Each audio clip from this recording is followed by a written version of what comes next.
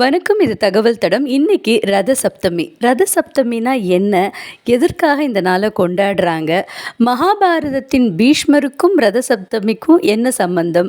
ரத சப்தமிக்கும் சூரியனுக்கும் என்ன சம்பந்தம்? இது மாதிரியான தகவல்களை தான் இன்னைக்கு நம்ம வீடியோவில் பார்க்க போகிறோம். அதுக்கு முன்னாடி இன்னைக்கு ரத சப்தமி அப்படிங்கிறதுனால காஞ்சிபுரம் மாவட்டத்தில் இருக்கிற திருநீர்மலையில் ரத சப்தமி ரொம்ப ரொம்ப பிரசித்தமாக கொண்டாடப்பட்டு வந்துகிட்டு இருக்கு.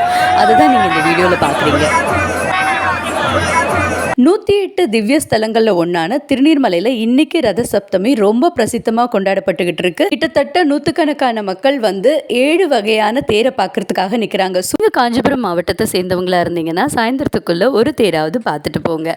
அப்படி பார்க்க முடியலனாலும் ரத சப்தமினா என்ன, அதுக்கு பின்னாடி இருக்க புராண கதை என்ன, இன்னைக்கு ஏன் காலையில் எந்திரிச்சு எருக்கும் பூவால் தலைக்கு குளிக்கணும், இந்த மாதிரியான தகவல்லாம் தெரியணும் அப்படின்னா தகவல் தடத்தை சப்ஸ்கிரைப் பண்ணிட்டு சேனலில் ஃபுல் வீடியோ இருக்கு பாருங்க.